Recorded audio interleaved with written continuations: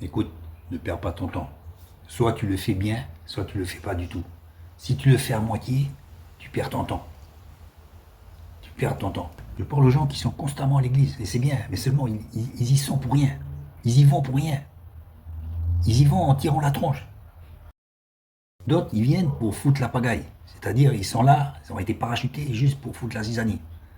Bon chic, bon genre, BCBJ. On voit rien du tout. Franchement, on se demande pourquoi ils viennent. Bon, ça ressemble à rien, quoi. Soit tu es chrétien, soit tu ne l'es pas. Il n'y a pas de demi-mesure. Et quand tu le fais, il faut le faire à fond. Ginosco, c'est la relation intime. Ça s'adresse aux gens qui ont travaillé pour Dieu toute leur vie, mais que Dieu ne connaîtra pas. À la fin, il ne connaîtra pas, parce qu'il ne le connaît pas déjà. Pourquoi? Parce qu'ils font des choses, des réunions, des tas de trucs, mais Dieu ne leur a pas demandé de faire ça. Quand tu fais un sermon, est-ce que tu es sûr que c'est ce sermon que Dieu veut faire?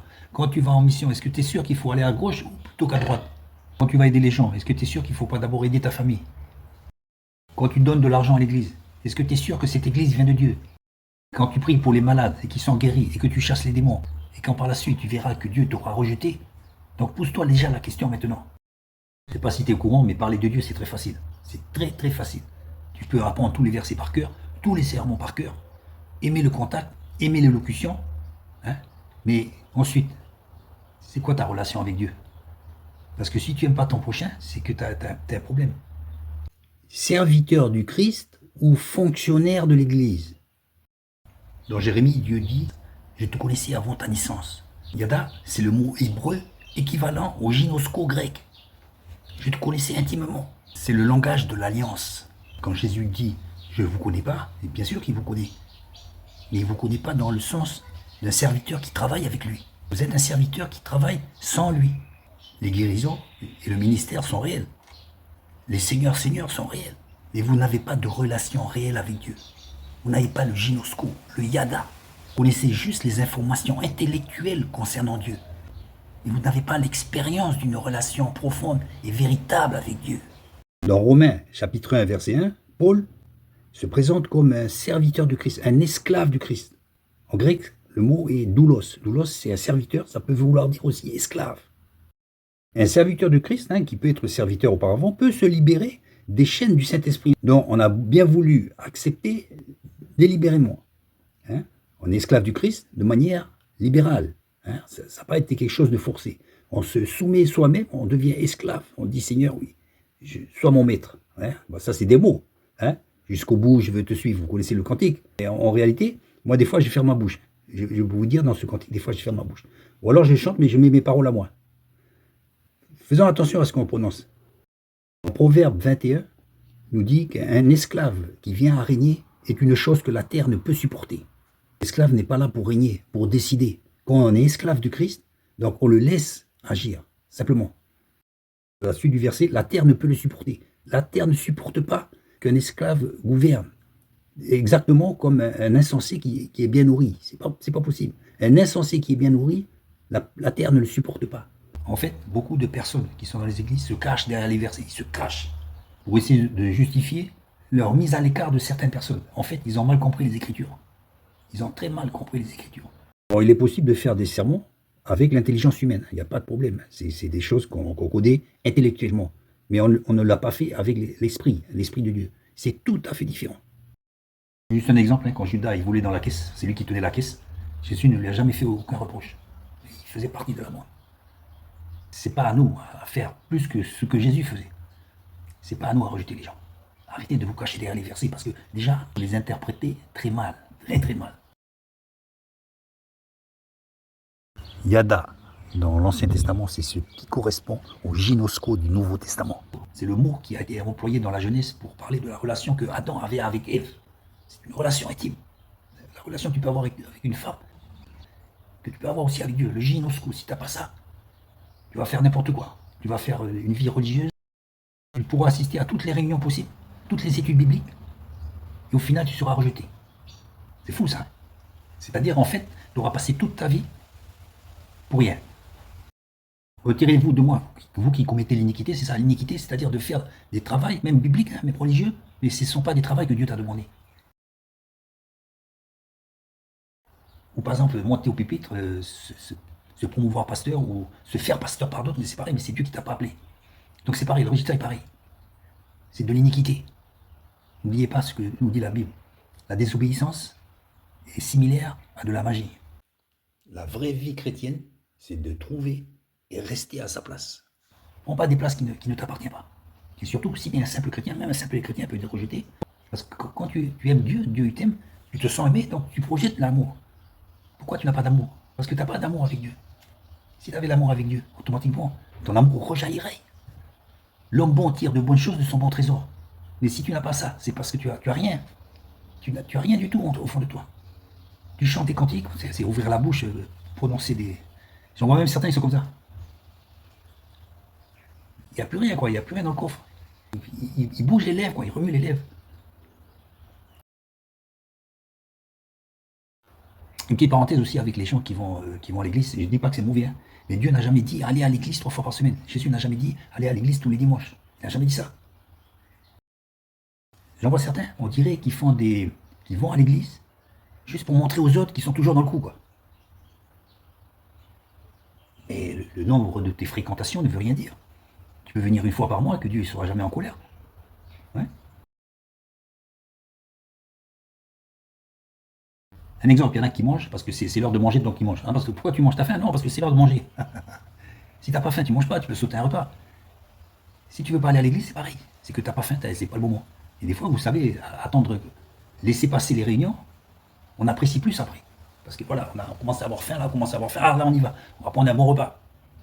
Hein, mais y aller pour y aller parce que c'est l'heure, ça ne sert plus à rien, quoi. C'est de la coutume. L'église, c'est pas de la coutume. Vous savez, l'église, ça vient d'où? D'Ecclésia. Vous savez, Ecclésia, c'est quoi? C'est pas un mot religieux. C'est un mot politique qui a été inventé par les Grecs avant le Nouveau Testament. Ça veut dire les personnes qui sortent de chez eux, hors d'eux, l'église c'est hors d'eux, qui sortent de chez eux pour aller dans la place publique et puis pour pas écouter une personne, pour que chacun puisse s'exprimer. C'est ça l'Ecclésia. C'est un rassemblement de personnes en dehors de chez eux pour se retrouver ensemble.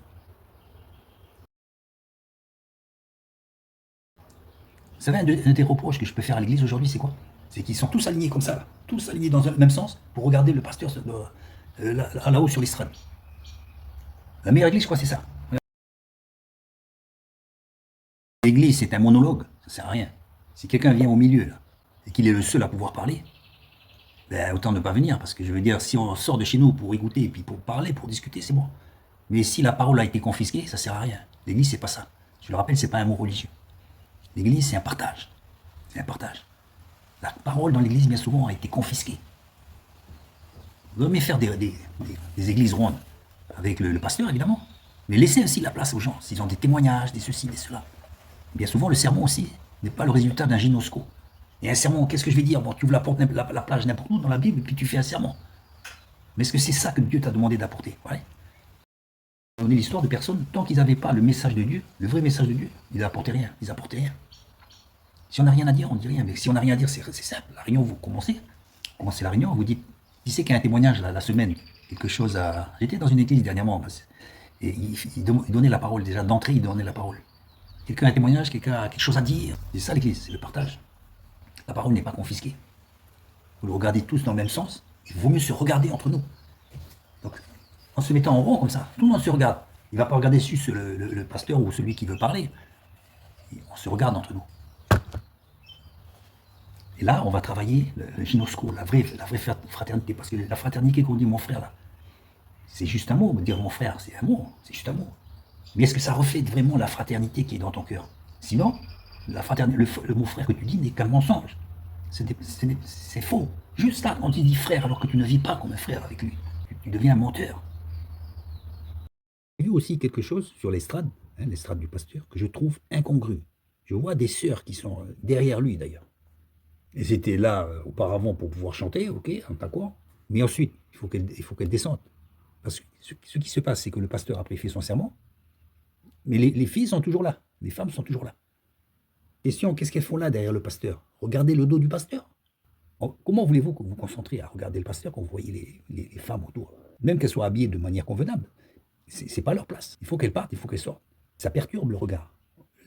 l'auditoire doit être concentré sur le pasteur. C'est pas qu'on regarde les femmes, mais si vous voulez, elles sont là derrière, donc on va les regarder, on va dire, à la rigueur, on va vous demander, mais qu'est-ce qu'elles font là? Ça ressemble un peu à l'infiltration de Jézabel dans l'Église. L'Église, bien souvent, qu'on a récupéré, je dis, c'est quelque chose qu'on a vu par rapport à nos anciens, qui vivaient dans une autre époque, qui était peut-être bonne de leur temps. Mais aujourd'hui, qu'est-ce qu'on fait? Qu'est-ce qu'on fait avec l'Église? On répète les choses qu'on a apprises. Où est l'esprit dedans? Si tu viens de Dieu, tu ne rejettes pas ton prochain, tu ne rejettes pas ton frère. Même si tu estimes que c'est pas ton frère, tu ne le rejettes pas. La Bible nous dit, si quelqu'un croit être quelque chose, en fait, il n'est rien. Par contre, la Bible nous dit aussi, quand tu auras fait tout ce que tu as à faire, dis-toi en toi-même, je suis un serviteur inutile. Vous voyez un peu ces deux pensées. L'humilité, qui précède la gloire. L'humilité d'abord, pas pour avoir la gloire, mais l'humilité, parce que nous devons avoir l'humilité. Nous sommes des pots de terre. Et si nous sommes exceptionnels, c'est parce qu'il y a le Saint-Esprit qui vit en nous. Et si on a le Saint-Esprit, alors on a l'amour. Si on a le gynosco, alors on a l'amour. N'oublions pas que c'est l'amour le principal. Si tu n'as pas cet amour, tu n'es rien. Mais ça veut dire quoi de rien? C'est pas oui, on verra. Non, non, t'es rien. C'est-à-dire, je reviens à ce que je disais au début de cet entretien, tu peux faire des sermons pendant des dizaines d'années. Et pourtant, tu n'es rien. Au final, tu ne seras rien. Au final, tu seras trouvé léger. Pourquoi? Parce que tu as fait des sermons en veux-tu, en voilà. En veux-tu, en voilà. Mais tu n'auras pas eu l'amour, tu n'auras pas eu le gynosco, et tu auras fait des choses que Dieu ne t'a pas demandé de faire. Alors si c'est pour aller à l'église, pour arriver à ce final, franchement, réfléchissez, avant qu'il soit trop tard. C'est pas que j'ai l'impression, je sais que beaucoup de personnes perdent leur temps dans l'église. Et beaucoup de personnes aussi qui sont dans l'église depuis très très longtemps marchent vers l'enfer. C'est malheureux à dire. Mais moi, ça ne me réjouit pas, parce que même si c'est des gens que je n'ai pas d'affinité avec eux, même à mon pire ennemi, je ne voudrais pas qu'il aille dans ce lieu. Et pourtant, c'est là où ils y vont. C'est là où ils vont. Si tu sais en toi-même que tu n'as pas trop d'amour, que tu es un peu tiède, ça te concerne. Ce message est pour toi, il est pour moi. Tout chrétien. Soit tu es au top, soit tu n'es pas au top. Dieu veut les gens au top. Dieu nous a donné le Saint-Esprit, c'est-à-dire une dynamite. Il nous a donné une dynamite. Si tu es un peu comme ça, plop, plop, plop, c'est que ça ne va pas. Et si ça ne va pas, Dieu ne peut pas être utilisé. Alors tu as peut-être besoin de repos, d'espacer les réunions, tu as besoin de remettre en question, c'est très bien. C'est ce qui arrive à tout le monde. C'est une bonne chose. Mais pour repartir après, parce que le Saint-Esprit va te refaire te redémarrer. Se mettre à l'écart n'est pas une tare, n'est pas une erreur. Ah mon frère, t'as pas vu, non? Ma retraite spirituelle. Chez moi, tranquille. Voilà. Pas pour chuter, non. Mais c'est pour maturer, pour réfléchir. Et puis dire comme David, est-ce que je suis sur une mauvaise voie, Seigneur? Dis-moi, est-ce que je suis sur une mauvaise voie? Tu te remets en question. On a le droit de se remettre en question. On est tous pareils, mes frères. On est tous pareils. Le mauvais témoignage de ta présence à l'église? Vous savez, comme je disais, des fois les gens ils vont à l'église pour rendre un mauvais témoignage. C'est pas les gens qui sortent de l'église, des fois, qui font un mauvais témoignage. Et c'est vrai. Mais des gens qui restent à l'église, ils font un mauvais témoignage. Et on ne le voit pas parce qu'ils sont toujours à l'église. Mais comment on le voit maintenant?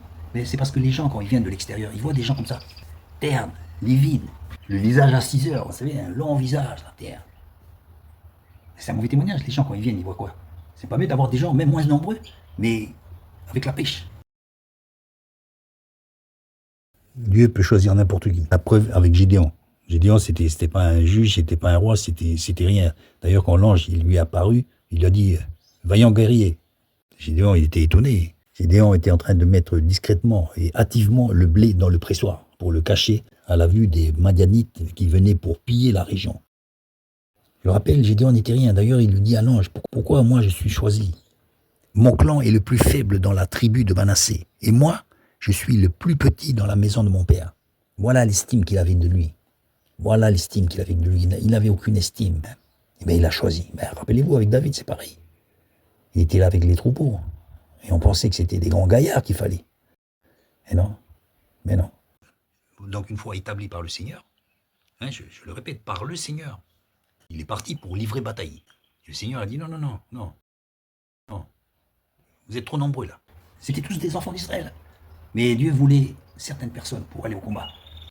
Ceux qui boivent d'une certaine manière. Hein, il a fait un test. Donc il a mis à l'écart. Dieu peut aller au combat avec 10 ou 15. Il pourra faire fuir 2000, 3000. Parce que on est dans le plan de Dieu. Mais si ça va pas trop, ça peut arriver, mon frère, je te critique pas. Mets-toi à l'écart. Viens pas amener ta misère là, ou ta figure décomposée vers tes frères, vers l'auditoire. Parce que c'est un mauvais témoignage, mon frère. Repose-toi, mon frère, tranquille, on va prier pour toi. Amen. On prie pour toi. Voilà. Et aussi les visites. J'ai vu des églises où Il faut appeler pour être visité. C'est pas normal. J'ai un de mes voisins qui est pasteur à la retraite. Personne n'avait besoin d'appeler. Régulièrement, il allait voir ses oreilles. Il m'a raconté ça il n'y a pas longtemps. Vous voyez le modèle? Quand ça fait un moment que le pasteur ne vient pas voir mes frères, mais c'est pas un pasteur. C'est pas un pasteur. C'est pas à vous d'aller voir le pasteur. C'est le pasteur qui fait son travail de pasteur. Pourquoi? Parce que c'est pas un pasteur. Il a pris une place qui n'est pas à lui. Et bien souvent, c'est pas trop sa faute, c'est parce que le corps pastoral a pensé que lui, il était bon. Donc lui, évidemment, s'il se laisse faire, s'il n'a pas le discernement, il va prendre cette place. Alors qu'il n'est pas fait pour ça. Et donc après, évidemment, malheureusement, il y a des très bons salaires dans le milieu pastoral. Et ben, déjà, le mec, il va plus pouvoir faire marche arrière. Et puis il va dire, punaise, qu'est-ce que je vais faire sinon? Maintenant, j'ai un bon salaire, tout ça. Et donc, on peut se tordre l'esprit. Pour rester, voilà, ben, évidemment, on va faire des serments. Tout le monde peut faire des serments. Et puis voilà. Mais donc, finalement, on va être dans une place qui n'est pas la sienne. Et puis, on va faire du mauvais travail. C'est ce qui se passe. C'est pour ça qu'il y a des mercenaires ou des faux bergers, des gens qui ne sont pas pasteurs. Des gens qui prophétisent alors qu'ils c'est pas des prophéties, c'est des prophéties de la palisse, etc., etc. Donc, hein, je le redis, l'église, c'est pas ça. C'est pas, tiens, c'est l'heure, on y va. Tiens, c'est l'heure de manger, on mange. T'as pas faim, tu manges pas. Et souvent, on a sauté des repas, vous savez, ou même des fois, on a jeûné. Ben, avec l'église, c'est pareil.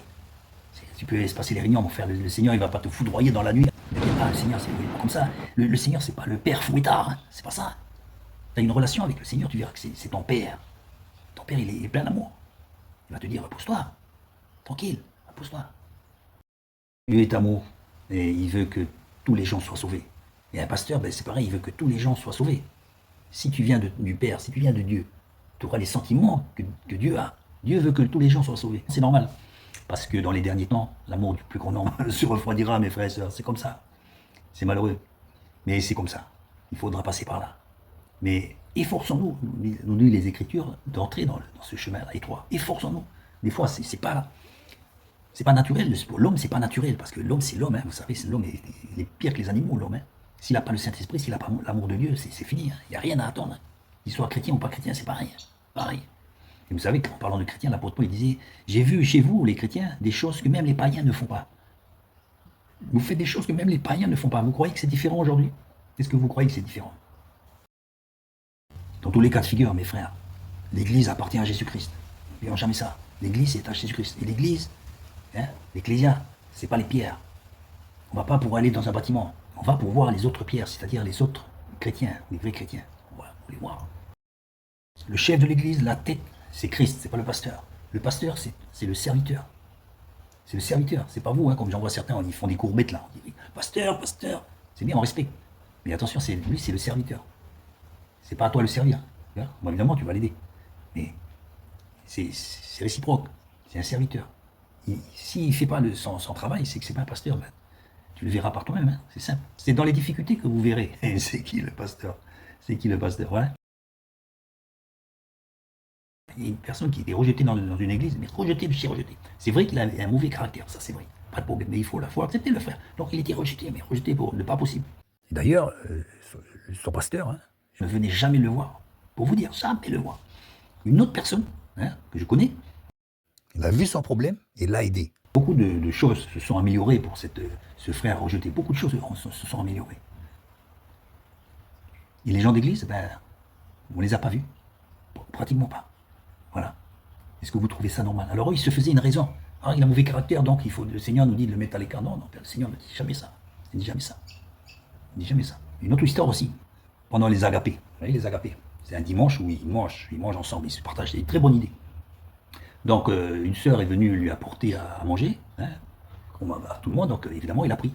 À un moment donné, il a voulu reprendre une assiette. Et la sœur a dit, non, toi, on t'a déjà donné. Alors lui, avec son mauvais caractère, évidemment, il a pété un plomb, il a mal parlé à la sœur. Par la suite, il est venu s'excuser. Pas de problème, il a un bon cœur. Hein. Donc, mais bon, c'est sorti, quoi. C'est sans défaut, c'est sorti, mais il a été s'excuser. Mais pour dire que le problème, c'est quoi? C'est l'origine. L'origine, c'est quoi?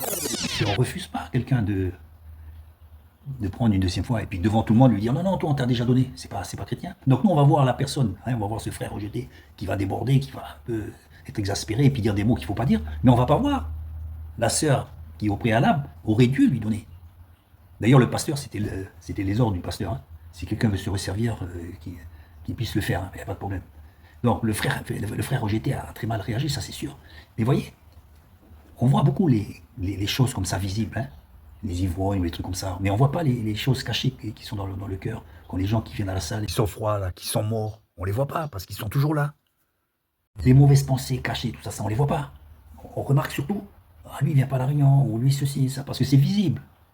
Mais Dieu regarde au cœur.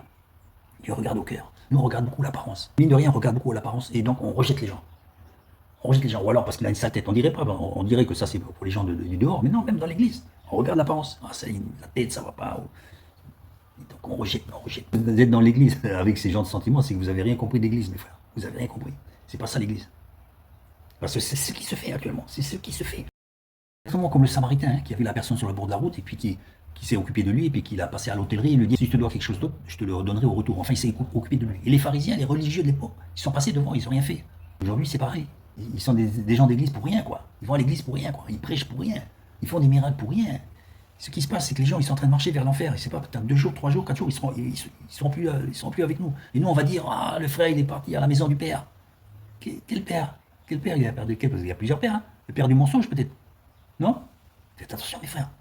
Si c'est pas nous qui sommes en train de marcher là vers un lieu loin de Dieu, c'est très sérieux ce que je dis, parce que là, vous savez, quand vous partez, vous ne revenez pas. C'est l'éternité, là, après. Vous savez?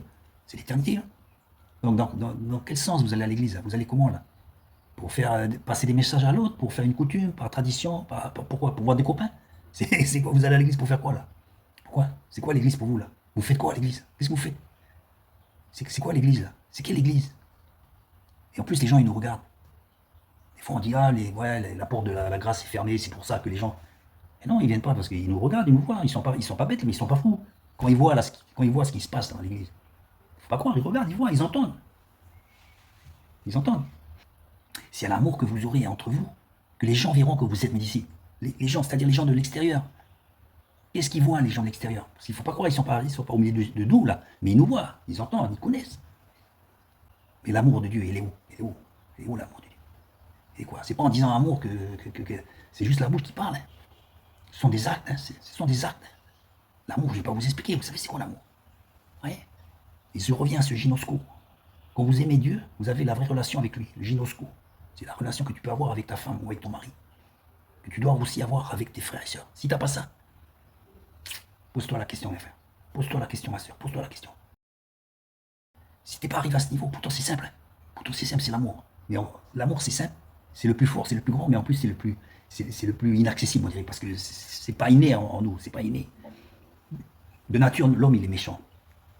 Et quand il va à l'église, il est toujours pareil. On dit qu'on est né de nouveau, mais né de nouveau, né à quoi? Né à quoi? À la religion ou avec l'amour de Dieu? L'amour de Dieu, ça se travaille. L'amour fraternel, ça se travaille. Et ça s'entretient. Ce n'est pas acquis une fois pour toutes. C'est comme la nouvelle naissance. Vous êtes né de nouveau. Mais après, vous pouvez rétrograder. Hein. Même que vous êtes baptisé, vous pouvez rétrograder. Hein. Toujours en étant au milieu de l'assemblée, toujours entre nous. Eh bien, les gens, personne ne va voir que vous avez rétrogradé. Personne. Hein. Ah, lui, il est fidèle à sa carte de membre. Lui. Carte de membre. Je t'en mettrai une carte de membre. Je t'en mettrai. Il faut être membre de l'église de Dieu, la vraie église. C'est ça qu'il faut être membre. Je ne suis pas meilleur que vous. Ou vous que moi, j'en sais rien. Hein, c'est le Seigneur qui va juger. Mais il va juger d'après les critères que nous savons être les critères de Dieu. Il ne faut pas se mystifier avec des beaux sermons là. Le plus beau sermon ne remplacera pas l'amour que nous devons avoir les uns avec les autres. Qu'on aura de par notre relation que nous avons, le gynosco que nous avons avec notre Créateur, notre Dieu. Mes frères, merci encore de m'avoir écouté. Il faut construire une église, sinon on est des rigolos, mes frères. L'église, comme on appelle une église, parce que nous voyons souvent là, c'est même pas une pâle figure de l'église, c'est rien du tout. C'est quelque chose que Dieu nous dira, je ne vous connais pas. C'est ça qui va arriver si on ne rectifie pas le tir, mes frères et sœurs.